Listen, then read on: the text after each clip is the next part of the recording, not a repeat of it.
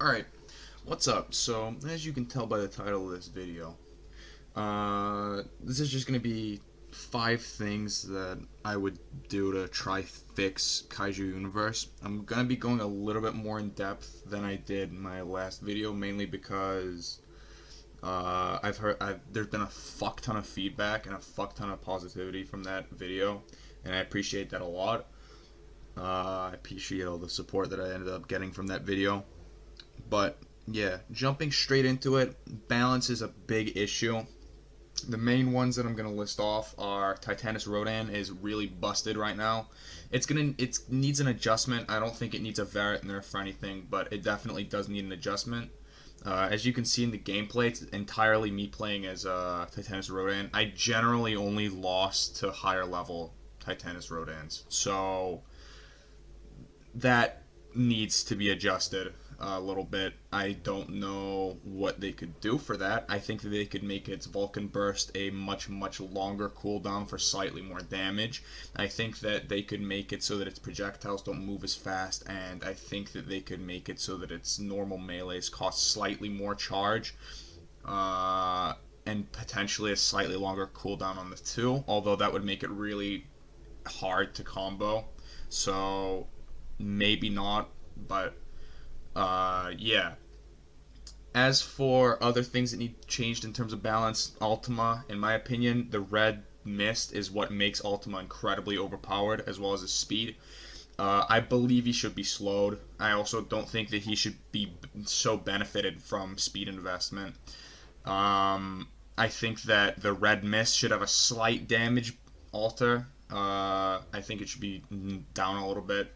To compensate, they could maybe give you 25 as opposed to 20 archetype glands, although that could be interesting because you're doing more overall damage, it's just doing less per tick, or at least that's how it would work in my mind anyway. So it'd be a longer process of red mist, but you would be doing less damage per tick, so it's not as punishing. As for things like Monster Zero, that does not. I think that that needs a buff a little bit. It's still B. It's still a very mediocre kaiju. Still only a specialist, which the argument that. Or not the argument, rather, but the thing that I like is we need specialists in the game, so I guess Monster Zero could stay the same as it is. But generally speaking, Heisei Ghidorah is just better for general purpose. It's easier to get. It's just better. Your DPS is absolutely crazy as Heisei Ghidorah, and you're doing the exact same job as Monster Zero is, but better in most cases, unless you're fighting a Monster Zero or Dest. And even if you're fighting a Monster Zero, your DPS is just going to tear it up as Heisei Ghidorah. So, yeah. As for Destroya, I think Destroya should be a little bit slower with speed investment, and I think its health should be altered a little bit. With health investment, he has by far the highest health in the game. So to compensate, they could either make his attack rate faster and make his damage considerably lower just so that he can spam attacks, although there would be issues with that also. Or they could make him have some of the slowest charge in the game in terms of charge regen. Uh, Having him have lower regen and keeping all of his stats the same would more or less make it more capable for some smaller kaiju to deal with them easier. And it would also make it so that there's things like Monster Zero, which are supposed to be large kaiju specialists, or at least act like that. They probably didn't intend for it to be like that, but that's how it acts in combat. Um, it would make it so that those things that are supposed to be specialists for large kaiju, like Heisei Ghidorah, like Titanus Ghidorah, those things are able to deal with Destroya a lot easier. As for things like Magira, just make it so that it can't use its missiles in the air. That's basically it. It's not that difficult. Uh, or make it so that its projectiles move way slower and make its beam damage be a little bit less. I think that its beam's fine. Make the duration longer if you really want to keep the damage the same. And make the cooldown slightly longer on the missiles, and then you're good. Magira's fine. Other things that need adjustments.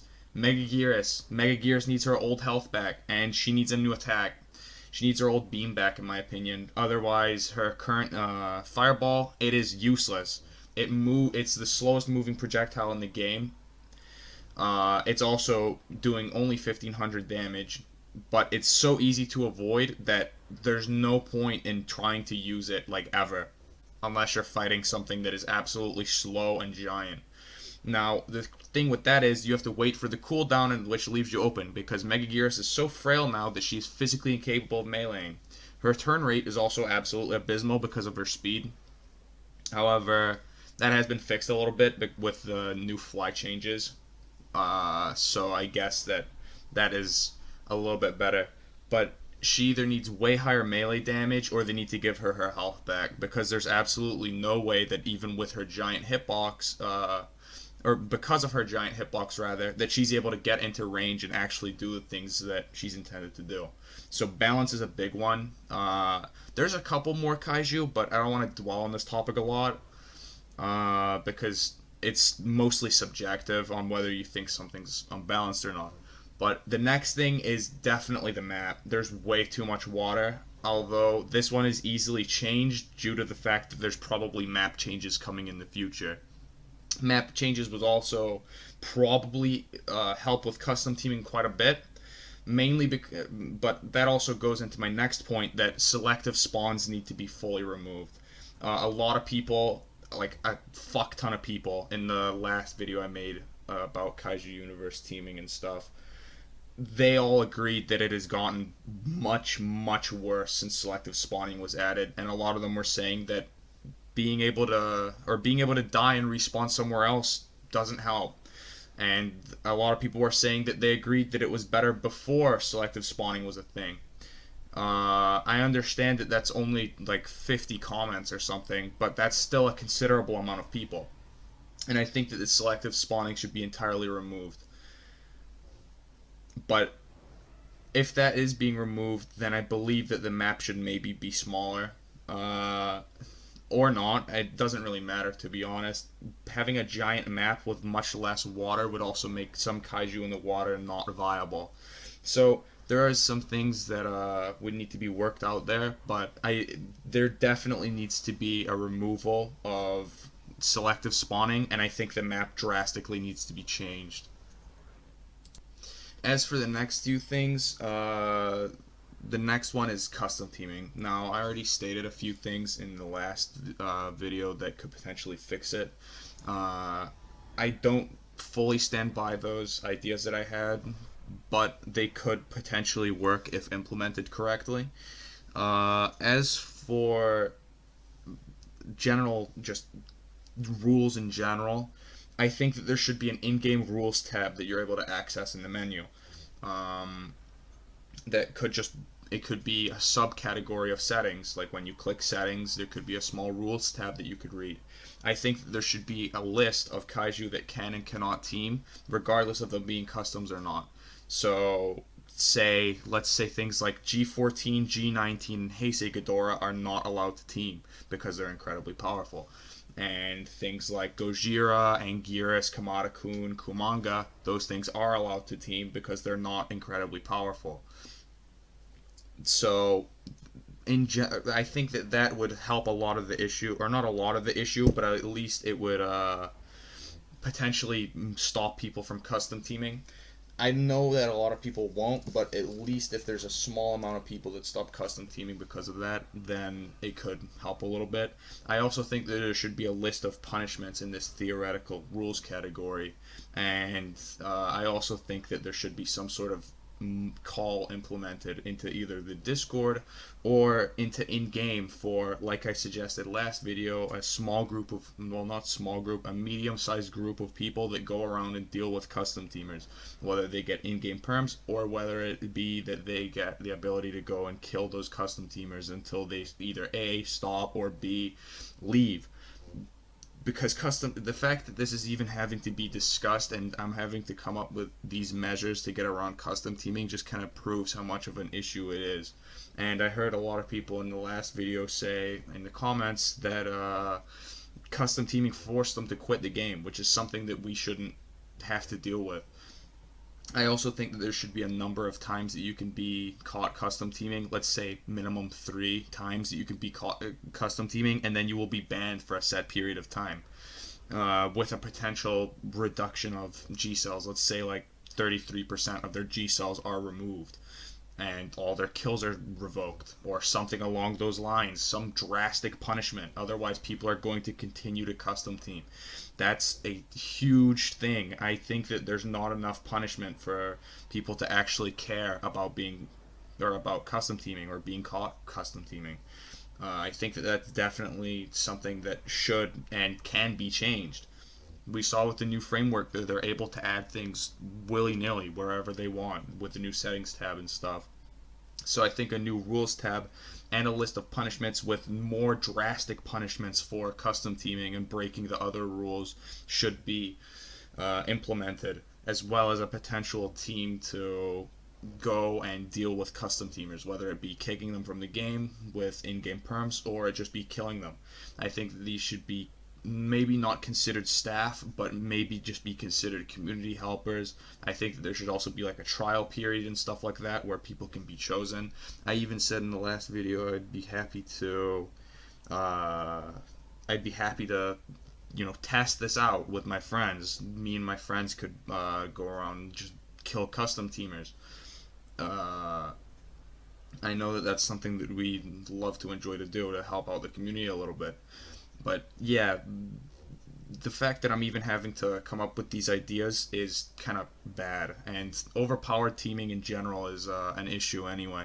You don't have to because most people don't know what OP teaming is, because OP is subjective, which is why I believe that there should be a list of things that can and can't team.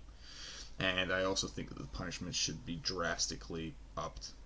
And for the last reason, or for the last issue of the game, it's just clutter locations. There's 3 of them in the game at the moment, being Florida, or the Arctic, or Antarctic rather, and Skull Island. There's no reason to go to these 3 locations. Um, Now, an idea that a lot of the community has had is either some sort of NPC that is able to be fought and you're able to get rewards from, whether it be XP or G cells or whatever. Um, they would be fightable for some sort of reward. Or, alternatively, you could add some sort of requirement. Say you put Skullcrawler NPCs on Skull Island. You kill, let's say, 100 of these NPCs, you are able to get Titanus Ramarak, which is the giant skull crawler in Kong Skull Island. I understand that the skull crawler in the Skull Island Game Pass is supposed to be Ramarak, but I also think it would just be cooler if they made it just a general skull crawler. Or alternatively, for the Arctic, they could make a Void Ghidorah boss that makes it so that you're able to get Void Ghidorah when he is inevitably added from Godzilla Earth. Like, just simple things like that. I think could definitely bring, life to these locations. And even having a team play element where you're able to create a party and party up with these people for this boss fight, or these theoretical boss fights that potentially stack with how many players there are. Say one player, the boss has like 8,000 health. 2 players, it doubles. 3 players, it triples. So on and so forth, with a maximum of it capping out at 4 players. With a certain level requirement based on the difficulty. Like, just things like that could give these locations life. Now, I know that the map is, as I said, potentially being changed in the future, but this idea could also be transferred over to the new map that is probably going to be coming. And it just gives people a reason to play the game that isn't entirely PvP, or, I guess, for the small community that does it, roleplay. Um, it just gives people something else to do instead of always mindlessly fighting or always just role playing. It just adds another element that could make the game really good. Because at the moment, there's only 3 elements to the game, in my opinion, and that would be screenshot taking, PvPing, and role playing. And me being a part of only 2 of those, being screenshot taking and PvPing, the game can get very boring because of that, because there's nothing else to do. So, yeah. Uh, Once again, these are just my opinions and stuff on how I think the game could be improved and solutions to problems that I know the game has. But yeah, if you enjoyed the video, subscribe and stuff. And once again, thanks to everyone that supported the last video. It became the most viewed video on my channel for in under a day.